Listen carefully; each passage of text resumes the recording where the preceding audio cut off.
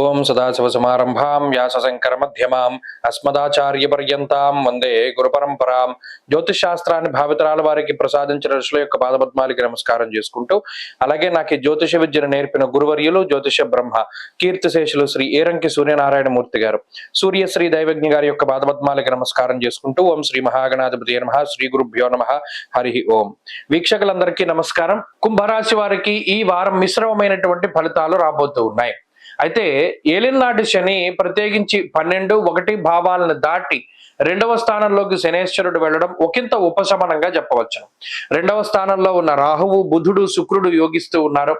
అలాగే ఈ రాశి వారికి ప్రత్యేకించి చంద్రబలం ఈ వారం ప్రత్యేకంగా కనబడుతూ ఉన్నది.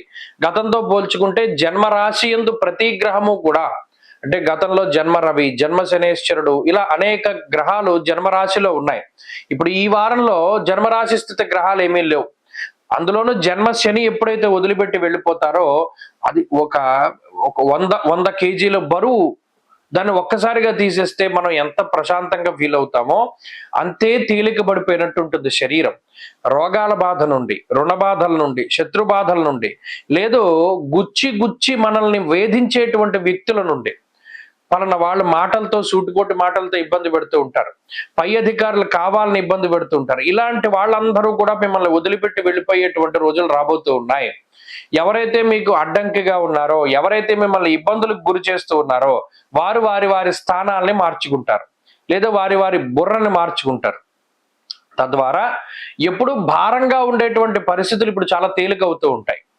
అయితే ఇక్కడ 2వ స్థానం ముందు రవి ఉన్నారు. ఇది ప్రత్యేకంగా గుర్తుపెట్టుకోవాలి. పంచమంలో ఎప్పుడైతే కుజుడు ఉంటారో దానివల్ల కొన్ని సందర్భాల్లో ఏ పని చేసినా అంత లాభసాటిగా ఉండకపోవచ్చును.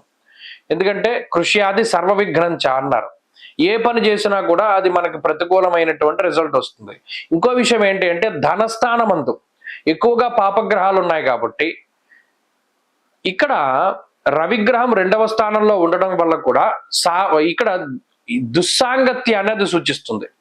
జూదం, స్పెక్యులేషను, ఈజీగా డబ్బు సంపాదించడం, ఇటువంటి ఉచ్చులోకి ఎవరైతే కుంభరాశి వాళ్ళు వెళ్తారో వాళ్ళకి తిరిగి రాలేరు, కూరుకుపోతూనే ఉంటారు. అదొక ఊబి. కాబట్టి అది చాలా గుర్తుపెట్టుకోవాలి. ఎప్పుడూ కూడా ఈజీ మనీ కోసం వెళ్ళకండి. ప్రత్యేకించి ఈ వారము వచ్చే వారాల్లో స్పెక్యులేషను, జోదము, బెట్టింగ్లు ఇటువంటి వాటి జోలికి పోకండి. మొదట చాలా తీయగా ఉంటుంది, తర్వాత దాని నుండి మీరు బయటికి రాలేరు. కాబట్టి ఎప్పుడూ కూడా ఆదిలోనే ఖండించడం మంచిది.